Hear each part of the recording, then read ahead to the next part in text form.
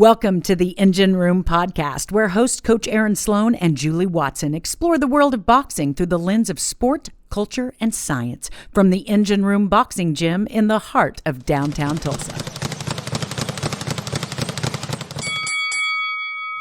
Welcome, everyone, to the Engine Room Podcast. I'm Aaron Sloan. This is my co-host, Julie Watson. Hey.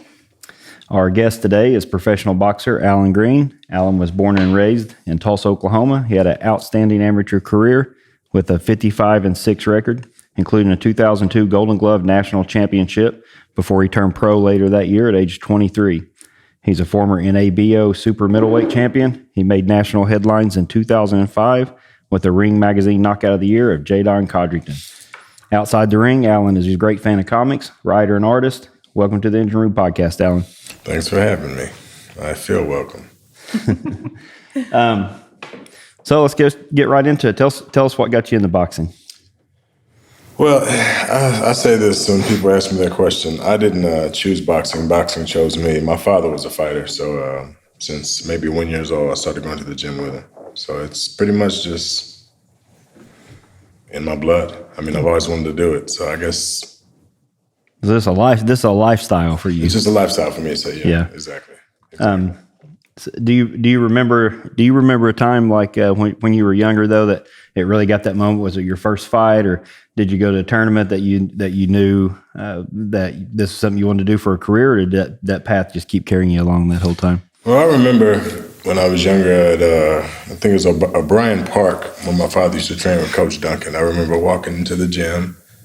I remember the first thing that got me. I mean, when you see it, I mean, initially you're just like, wow, what is all this? You start taking it in when you as far as I can remember, because our memory starts at 4, sure. So I was around 4 or 5 years old, and I remember the smell of the gym, that musk, that sweat, the smell of the leather. You know how leather smells. Sure.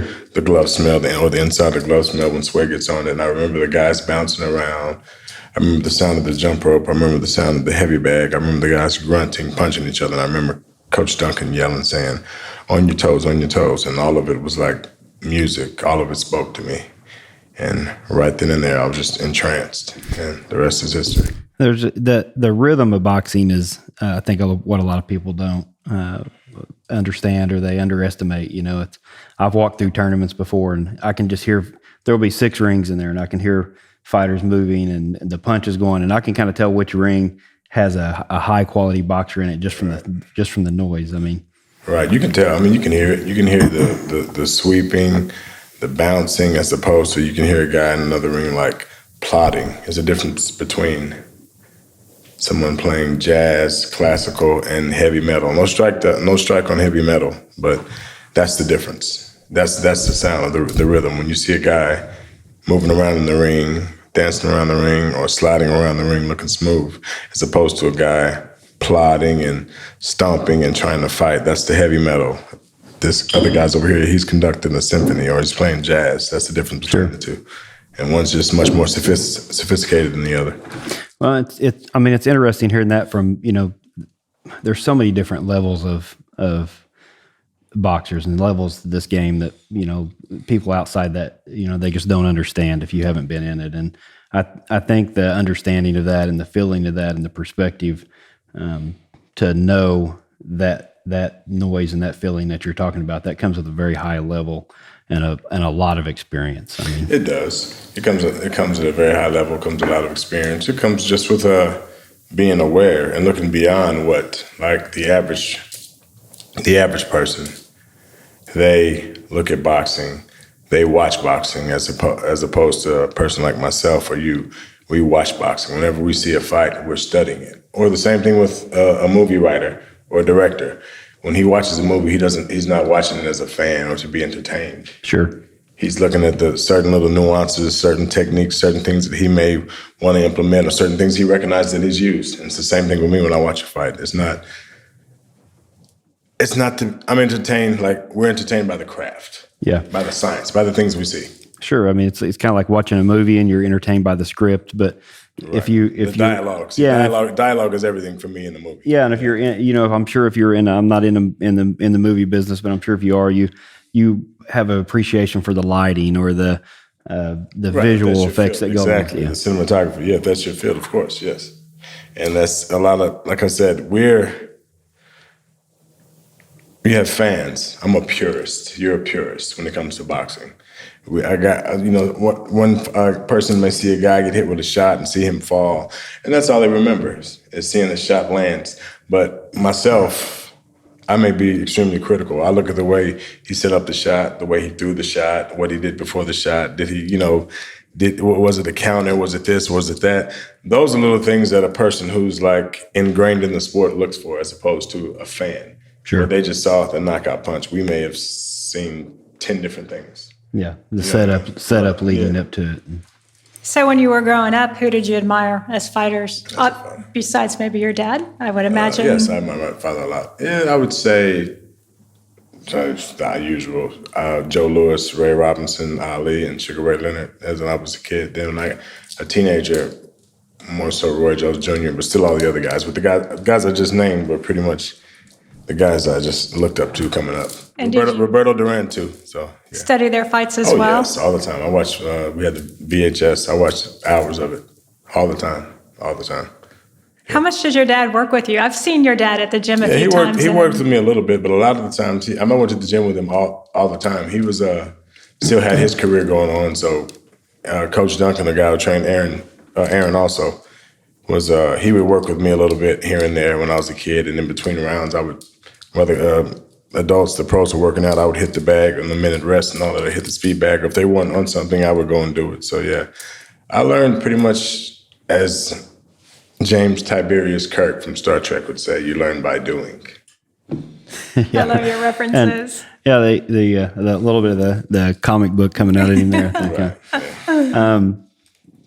Let's focus a little bit on this National Golden Glove win. I mean, I know you've had a stellar professional career, but the Golden Glove thing's a little more obscure to me. It's easy to find stuff for you on the pros, but the Golden Glove stuff people overlook. And I'm really glad that Golden Glove is a household name. But you hear that everybody throwing the term around a lot that their grandfather or somebody was a Golden Glove champion. But and that's great. I'm glad that they do it. But let's not take anything away from what this means to truly be a national Golden Glove champion. Yes. I mean, you are a national Golden Glove champion. You're in there with the elite of the elite, and you have to. I'm sure with me, like when I'm at these tournaments, when you're a pro fighter, you prepare for the one fight at a time, and that's the guy you're focused on. But when you go to a tournament like this, you're surrounded by great talent all around you. I mean, you have no idea. You have no idea when you get in there. It's one day maybe you should have zigged when you should have zagged, or you should have zagged when you should have zigged.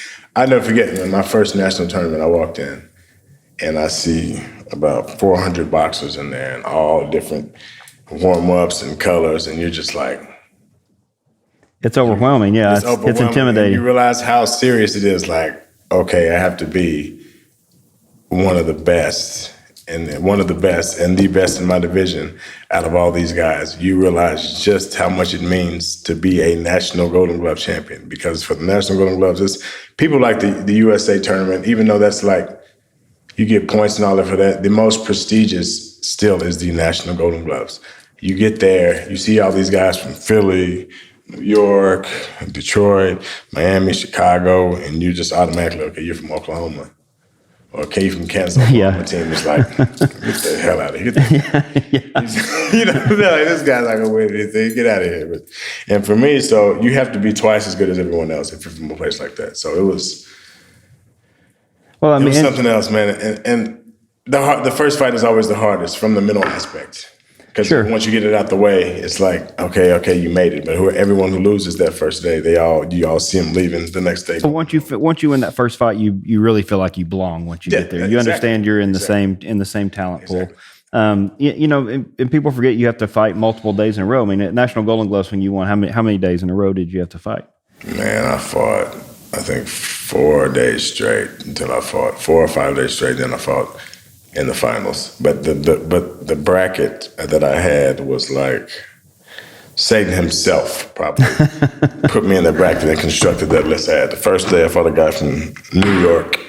The second day I fought a guy from Knoxville, Tennessee. The third guy was a guy from Detroit. Fourth day, Philadelphia. Fifth day, New York again. Those are all fighting times. Yeah.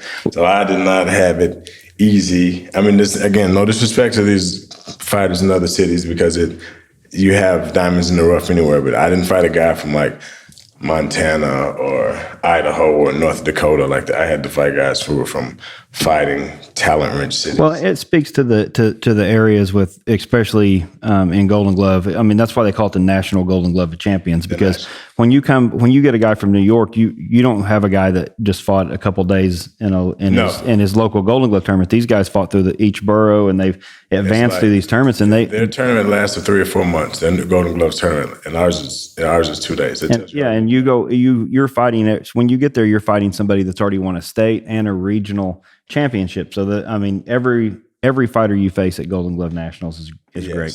And it's in the guys in places like that in New York. It's just like I said. It's more people, so it's more talent. So they spar with better fighters all the time. They train with better fighters all the time. So the mentality is different.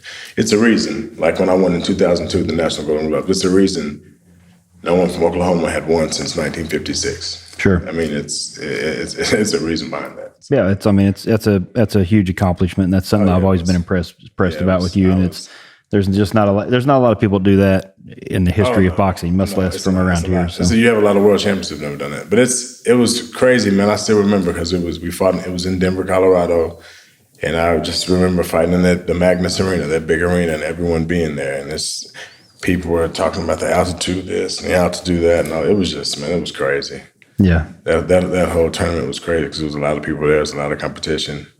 I mean, guys that I see like now or a few years back that were fighting pro that were up there, just like me, that I remember a lot of those guys, like Darrell and Curtis Stevens and Tavares Cloud, all of us, we were all in there. Yeah, it's in the same peer group. It was crazy. Yeah, it was crazy. So you should take a minute, I think, coming from the outside like I do, I've always been familiar with Golden Gloves. And when I started reading a little bit more and really understanding the things you talk about, just like all the huge names that have made it through, but many of whom had enormous pro careers but never won a national championship. But you still hold a record, I think. I don't know if that's an official record, but I think for anyone listening that maybe doesn't understand or hasn't experienced Golden Gloves, you should say what that is, because to me it's like easy to relate to that record. It's about the knockout? Yeah, the knockout. 6 second knockout over Tommy Crook in the 6 seconds. 6 seconds, yes, I did. And that broke a record, I think. Mike Tyson had an 8 second knockout. But see, here's the difference. Mike Tyson's knockout was in the JOs, and I was open. Okay. So that's why I had a quicker knockout than his, but technically I didn't break his record because I wasn't a junior Olympian. But my knockout, I had a faster knockout than. Yeah. I think for the regular person listening, that's still right. Yeah, I know. I mean, I'm just saying, like technically, But he was a junior Olympian. But that whole Golden Gloves tournament, when I hear people say, "Oh, my such and such fought Golden Gloves," and this person fought Golden Gloves, I still have my Golden Glove ring when I won. So you want to sometimes ask questions, but like Aaron and I discuss all the time, we know that these people really don't know what they're talking about. Their grandfather may have said, I fought Golden Gloves. I said, well, shit, he may have owned a pair of Golden Gloves. Yeah. Because you can look at the list. I'm on the list with names like Muhammad Ali and everyone else who's won the National Golden Gloves, because they don't know in their innocence, in their defense, they don't know. But it's like, for people who've actually went through that, winning the Golden Gloves and trained and fought and faced all this competition and the nerves and the fear and overcome all that, it's kind of minimizing their accomplishments when you hear other people say, oh, my dad was Golden Gloves, or he said he fought, and it's like, get that out of here. Well, and that's why I wanted to talk about it just a little bit, because it is an educational point for boxing that I don't think a lot of people realize, and there is a difference between a Golden Glove national champion and it's a huge difference. Mm-hmm. It's a huge difference. The Golden Glove Nationals, to win the Golden Glove Nationals, or even the USA National Super, mainly especially the Golden Glove Nationals, you've beaten the best of the best, and you've beaten every fighter that everywhere has to offer in your weight class. That's what you've done. Yeah. I mean, because they come out the woodwork for those tournaments. They do. The other kind of interesting thing, though, on that same idea is that, there's a huge difference between what you're saying and people saying my grandfather fought. But I always think it's pretty cool that obviously, even whether they were at the state level or even less than that, that was really meaningful to those people, because Yes, you see it in is. people's It is. obits all the time. So it kind of speaks to what Golden Gloves was, as far as Right. people recognizing that, and these 90-year-old men still wanting that to have been in their obituary, their family thinking. I think that's It's just kind of such cool in a its own way. yeah. It's just such a brand name for boxing. It It is. is. It's very synonymous with boxing. And kind of a romantic concept maybe of what Yes, boxing is as an yes. amateur, you know. When you hear that, you hear, oh, Golden Gloves. And again, that's no strike on the people who say that, because in their innocence, they really don't know. And if their grandfather did get in there and fight and fought in a tournament called the Golden Gloves, or fought in a tournament period, hey, I respect him for it. It's great. He did. But, I won the national Golden Gloves. Yeah, and I have my ring. I have the ring, the trophy, the trophy. And that's why I wanted to bring it up. I just wanted to highlight your accomplishment. It's not a strike I know. on anybody. We're just calling it what it is. It's like one guy said, well, you know what? I won the state football. My school won state football. Okay, yeah. Let's say he did. Another guy who plays like Kitty or Pop Warner and say, yeah, we won the championship too. That's great, but it's not the same as the guy who won the high school football state tournament. It's just not the same. So when you moving on past the amateurs, I could talk to you about boxing all day long. Of course, we only have a limited amount of time. We'll have to have you back and talk. But a little bit about probably last boxing question here. What was the difference on your first pro fight? Were you still nervous when you first turned pro after going through all this amateur career in your first fight? Or? A little bit, not so much with the fight, because the amateur, after you fight so much, it prepares you for it a lot. And then you get in there and you see, okay, the first few pro fights you're going to fight, those guys won't be as good as the guys you fought in the amateurs. You're only fighting four rounds. They'll fight at a really slow professional pace, and they probably won't be as the pedigree that you were. But the nerve's still there, because the guys are physically a little stronger and everything. But I got thrown out there early as far as stiff competition, but around your 10th, 11th fight, that's when you go back to the corner and you look at your trainer and say, okay, what part of the game is this? I'm not, this is different. I'm not prepared for this, because you realize that it's not just about your physical gifts or your talent. It's guys that actually know how to box, guys that know how to fight, guys that know how to survive, guys that know how to win, guys with some funny, ugly, stinky style that don't really care about, this is odd, don't care about winning or losing. They just want to come out there and fight. And sometimes, for a young fighter, if he has a little bit of weakness or a little bit or a faint of heart in any way, that can get to him, and those type of guys end up beating him. Because, like I said, they don't care. They don't care about winning or losing. They just want to go out there and scrap, and any way they want to do it. Well, those guys kind of become gatekeepers to the sport. The spoilers. They'll tell on you if you're not really at that level yet. Yes, exactly. And back to the rhythm and stuff you was talking about. Some of those guys will just they'll throw your rhythm off by just sometimes they throw punches that you just don't expect, or you wouldn't think that somebody would throw. So it's like a ballet dancer trying to dance with someone who doesn't know how to dance. So if you went to a club and you knew how to dance, you're dancing really nice, and the other person doesn't. Either two things are going to happen. More often than not, the certain thing, I'll tell you what it is. Either they're going to start dancing like you, which they're not, because they don't know how to dance. Yeah. Or they're going to throw your rhythm off and you're going to start dancing messed up. Yeah. It's the same thing when a guy with the rhythm knows how to fight. You fight a guy with a stinky, herky-jerky style, and he throws you off. That's what happens. Yeah. It happens all the time. And most guys don't really know how to resolve that. But that's that whole mental aspect that really is, I think, another thing that people don't completely understand that aren't watching you guys work in the gym. There is so much mental to this. 90% mental, and the other 10% is mental. Yeah, but expand on what that actually means. I mean, I've seen you. I understand that. But here's the thing. You can be in here in countless hours, pad works, drills, everything, all of it, everything. And you can have you can be confident, but once you get in that dressing room, I've seen this happen to the best of us. All of that leaves. That last 10% is when you're in that dressing room asking yourself, damn, do I really want to go out here? All these people out here are screaming. And then the fight before you hear may have ended quickly, and they say, oh, Green, we got about 15 minutes before you need to go up. Yeah. And you're sitting there, and no one likes that feeling, and you're sitting in there and you're thinking, and you go through all these mental dips, these ups and downs, and you just want to, and you hope that by the time it's time for you to walk out, you flip the coin on the right side. Or you just flipped on heads. Because I always say, if you flip a coin enough times, it'll land on tails. Yeah. So if you keep overthinking, thinking that you're laying in the hotel room by yourself all day, thinking about the possibilities of what can happen. That's why I like to get out and walk. If it's a guy I'm training, I like to get out and walk with him and talk to him and joke with him. I don't like him wasting energy on thinking about the fight until we get into the dressing room and I get him in that mode. Because if not, he'll just sit there and you're thinking, you keep mentally flipping that coin, doing those mental gymnastics, and sooner or later you will fall. Well, I've heard you say before, you get out of your own head. Yes, you have to. Yeah. Because sooner or later, I'm telling you, you'll fall. And that's that last 10% that people didn't think was mental. When you're sitting in that dressing room and that happens, and you're just like, oh, damn. And you walk out there, and it's time to go.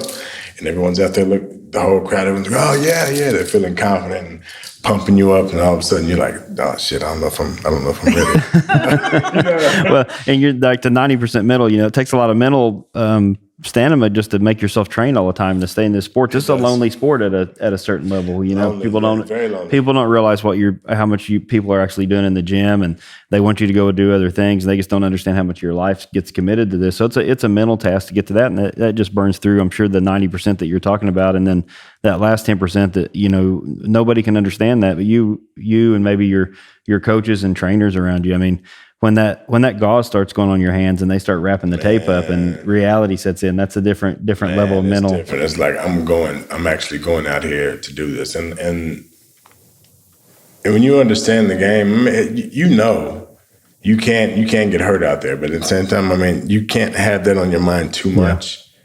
Yeah. All the training you've done, all the prepping you've done, this is that. You just got to go out there, fight your fight, and relax. Because like I said, if you do those mental gymnastics too much, sooner or later, excuse my French, you will fall and bust your ass. It's going to happen. Well, and it's so much different, just mental aspect to the pros. And that's why I asked you, was you still nervous when you turned pro? Because you've done all this stuff in the amateurs, but still in the amateurs, I tell guys, when you're in the amateurs, it's still a sport, It is. And when you turn pro, this is your career. And, if the career doesn't start off right, you have to change careers. That's not easy for anybody to do in life. It doesn't matter what you do. It's something that you've based your life off of, and people around you, your sycophants, supporters, and people who have said, oh, they've a lot, and in their defense, a lot of them don't know. They really don't know if they haven't been around, if you're really the genuine article or not. So sure. They're pumping you up and saying, oh, he's going to do this, he's going to do that, and big things. And you start saying, oh, yeah, okay, yeah, I'm the next Joe Louis, I'm the shit, I'm whatever, And then you get there in the arena and you start walking in and it's like, wait a minute, man, damn, because you're stripped of everything now. Yeah. I remember my first fight. Like I said, I was a little nervous, but I remember my brother was there, my dad was there, a lot of people there, and they were in the dressing room with me, all my boys were there talking to me. Even going out, it's like a certain dip you can have mentally, even going out. Right then and there, I was like, okay, I'm good. And a guy made a rap song for me. And I was like, everyone was like, hyping me up. And so I'm so hyped. And I got hyped. So I rode that hyper wave. It may have just lasted 5 minutes. But within that 5 minutes, the fight was over. So I didn't get that chance again to be nervous. Yeah. Because sometimes you can feel that, you can ride like, yeah. Then you get in there. Because it was just a quick fight. It was on Showtime. It was a quick fight. Now I was thinking, as I got older, what if I had gotten in there and they took a while announcing us and they did the Pledge of Allegiance. You could slip back out and right back into the other mode. That's why you see guys walking to the ring and their cornermen talking to them in their ear. They're trying to, I call it stay in that keep. They're trying to keep them there because they know if that mental dip, they get on the other side, that's not a good place to be. Well, and nobody goes into that ring with you. That guy, when you climb through, you're the only one that climbs through. And in talking from a standpoint of a career, I mean, you've had a great career with pros and amateurs. You're getting to that part in your life where you're changing to a different, looking to focus on a different kind of career. And let's talk a little bit about what you're focused on as an artist and some of the things with the comics. Oh yeah, I've been, like I said, I love drawing, reading, writing. I did it a lot when I was 11 or 12, and I stopped for a while. And when I moved back here from California, and I stopped for a while. And just a couple of years, 2 or 3 years ago, I started doing it again, and got a lot better, and a couple of opportunities presented themselves, and I'm doing my best to take advantage of them. I mean, I'm a fighter and a writer. What do you say? So, but I think you're kind of glossing over. This is a pretty cool thing going on here. Right. So, I don't think very many people realize that side of you. I mean, at least in the gym. Aaron knows it. Yeah, A well, few sure, people, yeah. a lot of people, they just think, oh, that's so mean ass Allan. They don't, other than that, they don't know. They haven't the slightest idea. But recently, so there's a comic book artist, producer, creator named Fabrice Sapolsky, Yes. and if you're in the comic world, he's like the Allan yes. Green of boxing. I mean, Yes, he's very nice. so he's really well known. He did a bunch of the Spider-Man noir He did, comics for Marvel. Which, if you're into comics, and even if Yes. you're not into comics, Marvel is a big name, right? It's the Golden Globes of comics, so we're going to make that analogy. But so he's decided, he's got his own comic book company now that he created with the tagline "Comics for the Rest of Us," because he's trying to explore sort of areas of comics that are underrepresented. That's beautiful. Yeah, I do too. Right. I love it. So he is creating the Kickstarter. In fact, I checked on it today. It's reached its goals and going beyond. But it's a collection. It's going to be 13 short stories that are all created I think by. you said they're doing more now. Are they ad nauseam? Well, let's talk about this. So you're going to be part of this. Is the bottom line, and it's called Noir is the New Black, and it's a collection. And I don't think it's ever been done before in comics, right? So all of the creators, the artists, the illustrators, they're all Black. And you've been chosen to participate in this. And some of these people, I mean, your career, you're really well known in boxing. Some of these people are equally well known in the comic world. It's an amazing collection. And that made me feel a little nervous and undeserving at first. But I said, you know what? Shit, I'm in it. I'm in it because I'm supposed to be. So. And it was kind of interesting the way you fell into it too. Can you tell that story? Yeah, a buddy of mine, Chris. He's a boxing fan too. We talk a lot. We met on Facebook, and he saw a lot of my art, and he had been trying to get a hold of me because we exchanged numbers maybe 5 months ago, and he had been trying to get a hold of me. And I'm just not really the phone guy. I just tell him, just text me. You call me, And finally he said, man, I've been really want to talk to you. I need to talk to you about something. I said, all right, man. He messaged me on Facebook. I said, well, call me. You already have my number. He said, all right. So he called me and told me, and he said, yeah, man, he's willing to, we need you to do this little video, and I'm going to send a picture and say this little quote and something about what noir means to you. I said, okay. So I did it. And he calls me back and he said, man, I told Fabrice who you were. He didn't realize who you were. He said, yeah, man, this guy's first he said, yeah, I like the guy's quote. This guy's a newbie. I mean, he's an unknown. And Chris said, no, he's known. He's just not known in this. And he said, I don't think you know who you're dealing with. So he sent him some info on me, and he's like, yes, we need this guy. I want him. And he's like, yeah, he said he wants to publish anything you want to do, and this and that. And I remember the conversation. I sat there on the phone. After he said, yeah, Chris says, yeah, he's willing to publish anything you want to do, man. And I said, he's like, all right. I said, this is the pause. I was like, he said, all right.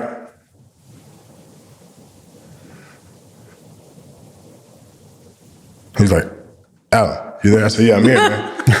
I said, I just don't know what to say, man. I'm blown away. I said, it was really longer than that. I said, man, I said, damn. I said, I don't know what to say, man. I said, okay. I said, but all right. And he told me about more about the project and what I was going to be doing. I said, okay, man. I said, I don't think you guys are ready for me, but okay. So have you started thinking already about? Oh, I have. I told a little bit about it to Aaron. I have my own certain style of writing, and I call it Disformatrum. It's my own style of writing that I came up with. A lot of my writing has to do with a lot of mental health issues, and I like to pretty much put the embodiment of each character or in the person's brain, and they all act out their parts in the person's brain, and I call that Disformatrum because dis means a part. So basically it's a part and a part of the form. That's where I came up with that. I think it's interesting. I'm coining that just in case anyone else. I think it's interesting you're focused on mental health because it's such a topic today. It's a national discussion, and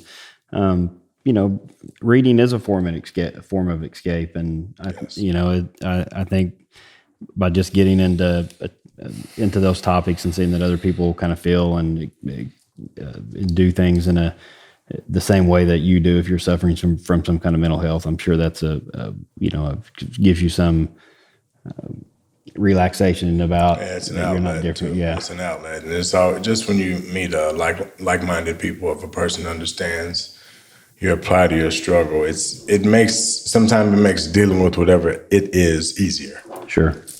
Yeah.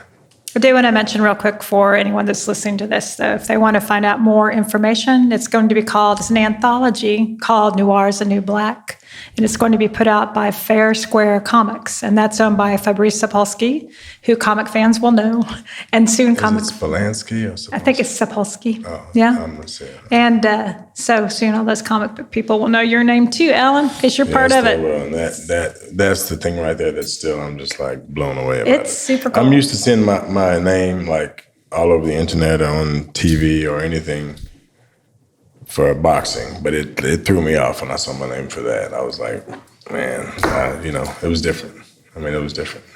Well, I think it's a nice contrast, I think, for people to see with boxing, because it seems like it would be so out of the ordinary for somebody to want to be a high level fighter and a boxer and to go in the ring. They picture you being this gritty, tough character, but then when you seem like you come across, for a better word, as and you, because you're self-described, so I'm gonna use it, but kind of a comic book nerd. I mean, you really enjoy comic books. He describes himself. I've been a comic book nerd my whole life, and that's what he's told me. So, but people don't understand that boxers are in a lot of way artists. I see a lot of them in it. Boxers, fighters, and just in general, especially boxers. It's a certain stigma attached that we're violent, or like you said, violent.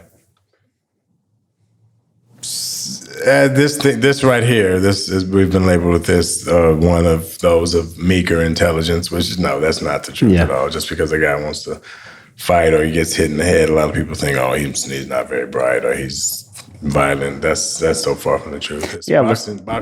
Fighters are some of the greatest people you'd ever meet. Yeah, and it's like example, the Klitschko brothers. I mean, those guys have PhDs. Yeah, but some of that is, if you're going to compare people that are in comics to boxers, that's that idea of being on the outside looking in too. I mean, there's a little bit, arguably, boxers are not the same athletes that choose football or basketball, nor are comic book fans the same ones that are it's a cool group of people, honestly. We're just a step above the rest. Or you're looking with a different perspective. No disrespect to anyone else, because I played other sports. We're just a step above the rest. Different, maybe a different perspective. Yeah. I like my way. It is just for what we do. We can't rely on anyone else as far as in there what we're doing. We can't rely on someone passing us the ball or blocking for us or anything like that. When you get in the ring, it's you, and you have to deal with it. You have to go with your own grit, your own intelligence, your own heart, your balls, whatever it is you have to muster up to win a fight, even when it's looking bleak and you probably can't win. That's just what you got to do. I mean, that's how it is. You can't pass the ball and say, oh, let him shoot it. Nah, that's not how it works. I'm really excited for you for this opportunity, because it's hard for boxers to kind of get pigeonholed in a certain it is either a stigma or into this career, and it's hard to make that corner and get into something else that you're just as passionate about. And so I really feel hopeful for you, and I think you're very fortunate to have something else that you can put your time and energy and that mental power into, because this is a brain sport, like we talked about. So this is a thinking sport, and I think you've found another career path that's also a thinking career path that you're going to put a lot of mind power and energy into. Oh yeah, you're right. Fighters, we do get branded with that. Like that's I guess almost like a racehorse. That's what we do, and that's our avenue, and that's all we're good for. That's like when you're done kind of that's thing. The general consensus that people think about fighters. But no, we're still people. We have other other dimensions. And boxers are starting to break those rules. I mean, look at George Foreman of his career after boxing, or the Klitschko brothers going into politics, and Manny Pacquiao. So people pick different things. I think that when you're highly talented, you can be highly talented in a lot of different areas. Look at Mike Tyson. Speaking of that, I know we want to talk about that, but I've loved going into this fight for November. The social media posts have been hilarious. Yeah. and funny, but also really interesting. And I don't know. I love it. That kind of recreating yourself, or I don't know. Yeah, he's kind of, Tyson's really done a good job of rebranding himself. He's been through so many different, yes. I'm very happy for him. Parts in his career. And what do you think about this fight? I mean, people's all over the board. Some people super happy to see it. I mean, I'm going to have to watch it. I'm excited it's happening. And people's worried about their health and stuff. But I'll say this. I mean, I'll call it what it is. It's people saying it's a fight. It's an exhibition, which it's an exhibition which could potentially turn into a fight. Yeah. But from what I've heard is they're just supposed to move around a little bit and throw punches. But two fighters like that who, amongst the greatest fighters, two of the greatest fighters we've ever had, getting in there will be there'll be a level of respect amongst both of them. But which, I mean, it'll be evident. But at the same time, part of them will still want to know. Sure. What if? Let's just go at it a little bit. What if? Let's just see what happens if. But I mean, my take on it. I mean, Roy's my boy. I talk to Roy sometimes. I mean, I love Roy. I love Mike. And a lot of people, I think, are getting caught up in seeing Mike hit the pads online and doing everything he does. And I looked at it like this. I said, okay, I don't know how long Mike was training before he got to that point to look the way he did on the pads. But that's something that's so automatic to fighters. You can be out of the ring for 10 years and get on the pads and look great, because that's like orchestrated, glorified handwork. A guy can make you look good on the pads. I'm not saying he still doesn't have a lot of that fire, speed and explosiveness, because it's evident that he does. But he hasn't fought in a very, very, very long time. When your furnace hasn't been lit for all those years, and when you light it, the flame's not going to be as big as it was before. I mean, you could say that. It'll be all relative. It'll feel like it is because you haven't had a flame in so long. It's all relative. And he's saying, I'm back. I'm this. Okay, that's good. And I love Mike. Roy, of course, he's not the same fighter he once was. And he's openly said, I know he had a few knee surgeries and he can't move as good as he used to, but his hands are still as fast as lightning. And I think he fought a few years ago. So he's, in essence, been a lot more active than Mike Tyson. So a lot of people, I think, are still holding on to this mystique of 87 Mike Tyson, 88 Mike Tyson. I think a lot of people are seeing that. They say, Mike Tyson's fighting Roy Jones. I think he's going to. And Roy's my boy. So, I mean, regardless, I have to ride with him.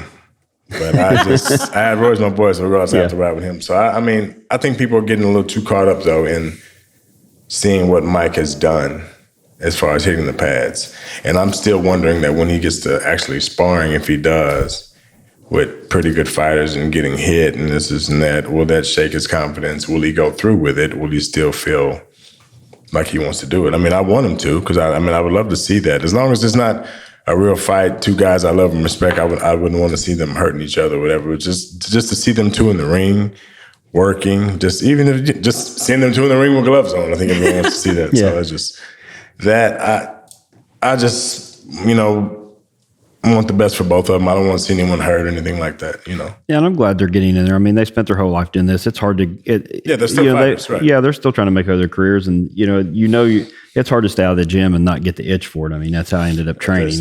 You hang around the barbershop long enough, you get a haircut. Yeah. Yeah, but looking at it from the outside, just from it seems like maybe you would disagree as being boxers, but kind of good for the sport. I mean, I think it is. Sure. So I think it is.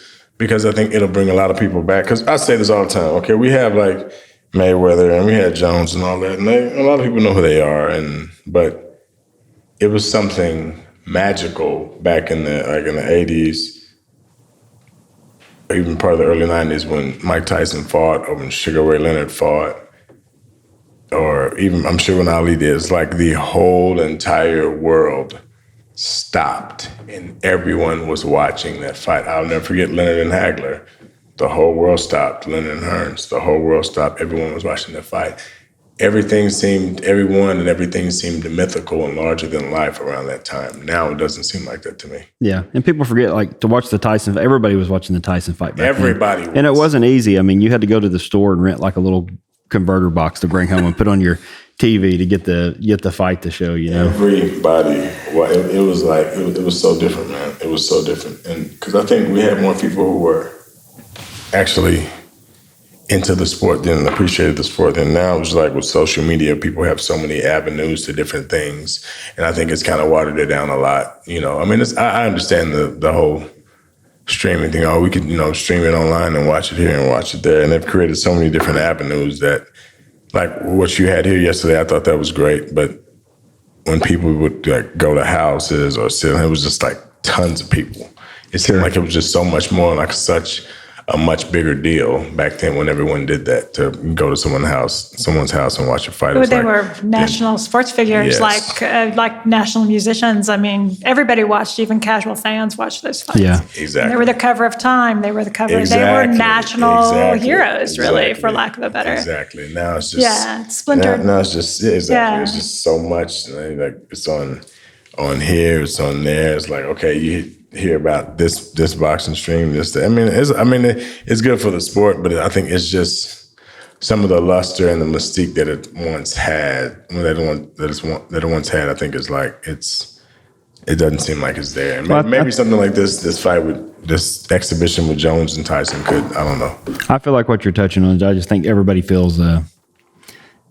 People feel like they're more connected or something because of the social media to it. I think when it was a little more of a grand event and it was a little harder to do, people just, bought into it like it was bigger, larger than life kind of a thing. It was larger than life. Yeah. And so things just don't, there's just so much media and so much things that are thrown at people anymore. It's hard to catch something and make it feel larger than life. And and I don't want to sound like an old fuddy-duddy. That's just, I remember that. You are, though. I've been talking to you. I know you're all about the old school stuff, and that's great. Yeah, I mean, it's just like, man, I remember how it felt. I remember being a kid, a teenager. It's like, oh man, it just seemed like it was just a huge, I don't know, this generation. I don't know. Well, we're looking forward to it, and I know they moved the fight out. We were going to talk a little bit about this, and then have you back after it's over and kind of discuss the outcome of it. But we'll do that again. They've moved it to November because the event's grown a little bit.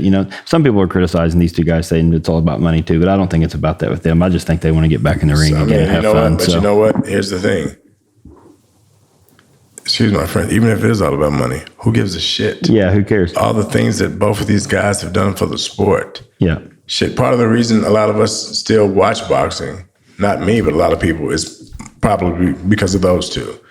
And for people who were never fans, if you wanted to watch their first fight, why wouldn't you want them to watch someone like Roy Jones and Mike Tyson back in the day that probably made them fans? So you know what?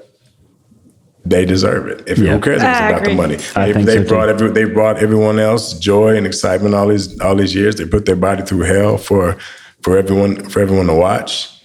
Hell, they deserve it. They've done a lot for the sport. Why wouldn't they? So it's all about money. You know what? I can be frank, right? Whoever said that, you tell them to shut the fuck up.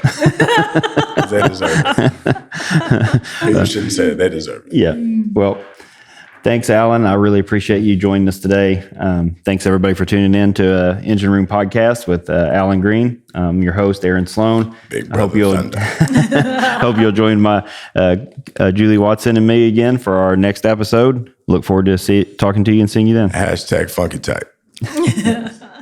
Thanks for joining us for this episode of the Engine Room Podcast with hosts Coach Aaron Sloan and Julie Watson, brought to you by Engine Management and Promotions. Our podcast today was produced and edited by Dylan Wagman. I'm Susan McKinney. The Engine Room Boxing Gym in Tulsa, Oklahoma offers competition and fitness training, as well as Ready to Fight Parkinson's-specific boxing. Designed by Coach Sloan, Ready to Fight is the official therapy boxing program of USA Boxing. For more information on all of our programs, visit engineroomboxing.com.